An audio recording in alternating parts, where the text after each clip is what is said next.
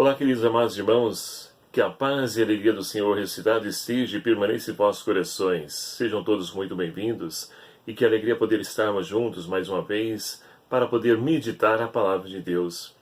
Chegamos então a esse último dia do mês de janeiro de 2018, dia 31, e hoje então somos convidados pela intercessão de São João Bosco, cuja memória nós hoje celebramos, a meditar então o Evangelho de São Marcos, capítulo 6, versículos de 1 a 6, que vai nos narrar o seguinte: Saindo dali, Jesus foi para a sua própria terra. Seus discípulos o acompanhavam. No sábado, ele começou a ensinar na sinagoga, e muitos dos que ouviam se admiravam. De onde lhe vem isso? Diziam: que sabedoria é essa que lhe foi dada?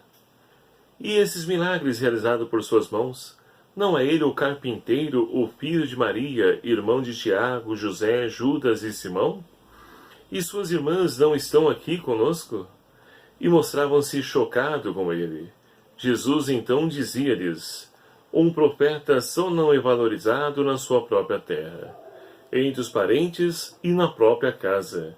E não conseguiu fazer ali nenhum milagre, a não ser impor as mãos a uns poucos doentes.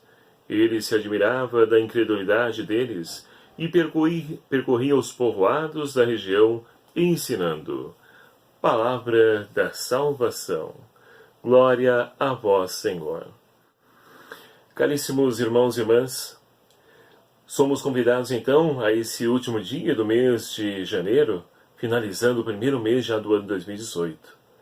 Iluminados então pela luz que emana do Menino Deus, porque iniciamos esse ano celebrando aí o tempo natal, esse tempo onde então a luz de Cristo ilumina a nossa vida e esse próprio Deus vem assumir a nossa condição humana, se fazer um conosco. E assim então poderemos caminhar na certeza, na esperança, na fé, porque nós temos um Deus que caminha conosco. E assim, então, é interessante porque muitas vezes, no decorrer da nossa vida, nós vamos, então, caminhando e esquecemos dessa verdade de fé. Deixamos que, muitas vezes, toda essa ideologia, essa cultura de morte que está à nossa volta, ela se infiltre em nossa vida, em nossa existência. E assim nós vamos esquecendo que nós temos alguém que olha por nós. Nos sentimos então cansados, abatidos, porque caminhamos sozinhos. Não pedimos a presença de Deus caminhando ao nosso lado. E é justamente essa temática que nós então ouvimos no Evangelho de hoje. Jesus agora, depois de percorrer aí várias cidades, curando, libertando as pessoas, ele volta para a sua própria terra. E ali na sua própria terra, ele não faz diferente. No dia de sábado, vai até a sinagoga e começa então a ensinar as pessoas. E é justamente no ensinamento de Jesus que as pessoas ficam admiradas, porque se questionam: ora, esse não é o filho de Maria que nós conhecemos? De onde vem essa sabedoria? O que acontece? E esses milagres então que ele realiza através de suas mãos? Ou seja, as pessoas não conseguiriam ver além da realidade terrena. Não conseguiam enxergar com os olhos da fé. E é por isso que não, então, compreenderam quem era a pessoa de Jesus Cristo. E quantas pessoas dias de hoje também não são assim? Quantas pessoas que até ouvem falar de Jesus, participam, nas missas, algumas até atuam em pastorais da igreja, mas que não compreendem, não enxergam Jesus como um Deus que assumiu a nossa condição humana, que veio nos propor um projeto de vida e de salvação e que entregou a sua vida por amor na cruz por cada um de nós. Muitas pessoas não compreendem, porque o mundo de hoje nos apresenta um Deus curandeiro, milagreiro, um Deus que resolve meus problemas na hora que eu preciso. E Jesus não é somente isso. Ele quer estar presente em nossa vida em todos os tempos. Independente se nós estamos passando por alegria, tristeza, preocupação, crises, em todos os instantes, Cristo, o Emmanuel, quer então estar conosco. Só que muitas vezes nós então rejeitamos, porque quando nos é conveniente, nós então nos aproximamos de Deus, vamos até a igreja. Agora, quando não me é conveniente, então eu vou desfrutar as coisas que a vida oferece, nas bebedeiras, farras, e assim a minha vida vai passando. E assim, a nossa vida vai perdendo sentido, porque tudo isso que o mundo de hoje nos propõe a viver, não dá sentido para a nossa vida, a nossa existência. Pelo contrário, nos mergulha ainda mais no vazio da existência. Pessoas, por exemplo, que vão então ali se embriagar, acordam no outro dia com a tamanha dor de cabeça, ruim, indisposta, e, ou seja, toda aquela alegria momentânea, aquele prazer que ele então desfrutou no momento da bebedeira, agora passou, e com consequências, sem falar que estraga também a vida da pessoa. Então, meus queridos amados irmãos, é preciso, de fato, tomar uma atitude, uma decisão. Optar por Jesus ou optar pelos caminhos do mundo, pelos prazeres que nos oferece, pela ideologia que o mundo de hoje nos apresenta. Qual caminho nós queremos trilhar? É preciso que nós, então, demos, ou melhor dizendo, tomemos uma decisão, para que assim a nossa vida ela possa ter sentido e nós não nos enganemos, e muito menos aos outros. E é justamente então isso que nós ouvimos no Evangelho. Jesus então fica ali admirado pela incredulidade das pessoas, que não conseguem enxergar nas atitudes de Jesus o enviado de Deus. E quantas pessoas também hoje não são assim? Quando vem ali um ministro, um religioso, religiosa, um padre, seja quem for, e ali que muitas vezes lhe chama atenção ou lhe diz que tal atitude está errada, para rever suas atitudes, seus conceitos, a pessoa então logo, quem é você para me dizer isso? Ou seja, não consegue enxergar além da realidade, vai dizer muitas vezes, ora, eu conheço a sua vida, conheço a sua história, agora vem dar uma de santinho para cima de mim? E assim então acontece em nossas casas.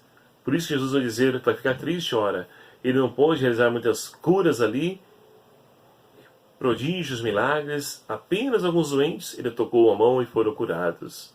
Mas Jesus queria realizar algo a mais à sociedade, mas não foi possível porque faltou o dado fundamental, que é a fé.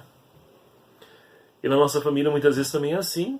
Você então chega, está caminhando com Cristo, quer apresentar então esse caminho para um ente querido, familiar, e muitas vezes esse ente querido, esse familiar, então te questiona, quem é você? Quem é você para poder então querer me apresentar? Eu te conheço. E assim rejeitam não a nós, mas aquele que nos enviou, Jesus Cristo. A primeira leitura de hoje, extraída então do segundo livro de Samuel, nos narra uma realidade também de pecado. Nós temos mais uma vez Davi, que agora então, ele manda fazer um recenseamento de todos que vivem então ali em Jerusalém. E ali então, depois do resultado, onde Joabe vai então fazer esse levantamento pedido por ele então, olhando para a sua vida, vai então tomar consciência da sua atitude, que pecou contra Deus. Porque está preocupado com quantidade, números de pessoas. E ali ele mesmo então reconhece o seu pecado. E Deus, através do profeta, vai então ao seu encontro dizer para ele, olha, escolhe três atitudes aqui, que eu vou então ali executá-la. E aí então, é interessante, porque diante do pecado, Davi então, olhando para a sua vida, reconhece que pecou. Quantas pessoas de hoje não reconhecem o erro? Sempre atribui a culpa ao outro, e nunca somos nós que erramos. Davi não. Ele olhou, percebeu o seu erro e pediu perdão ao Senhor.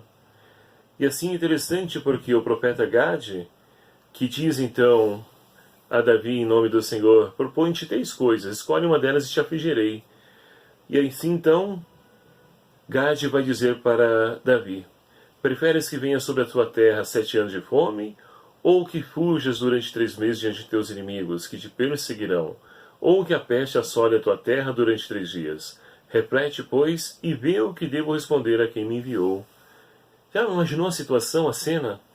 Você ter que escolher 3 situações de catástrofes para que você possa vivenciar?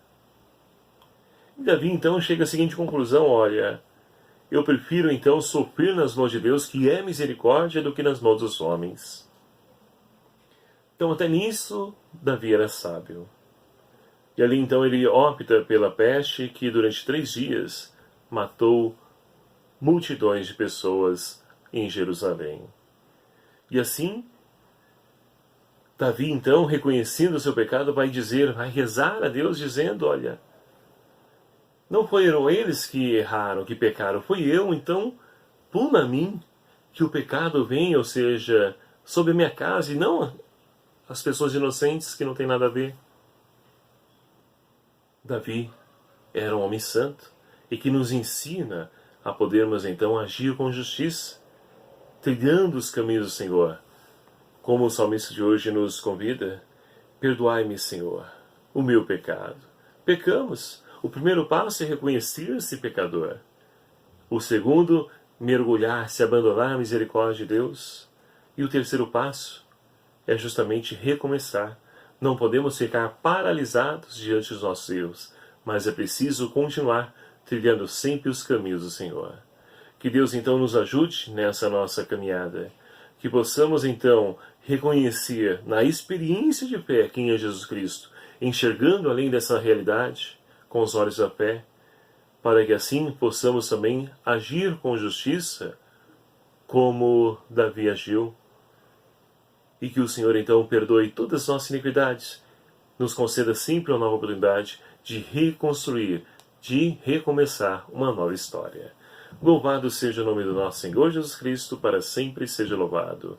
Muito obrigado a você, meu querido amado irmão, que faz parte desse nosso canal, dessa nossa família, e tenho aqui um apelo a fazer para vocês. Preciso então alcançar a meta de 1000 inscritos até o dia 20 de fevereiro, prazo me dado pelo YouTube. E convido a você então que me ajude a divulgar esse canal. Vamos crescer cada vez mais para que possamos continuar evangelizando também através dos meios de comunicação social. E você então é o meu aliado nessa luta, nessa batalha. Conto com você. O Senhor esteja convosco. Ele está no meio de nós. Por intercessão de São João, abençoe-vos Deus Todo-Poderoso, Pai, Filho e o Espírito Santo. Amém. Um abraço a cada um de vocês. Até o próximo vídeo, o Senhor assim nos permitir. Espero por você.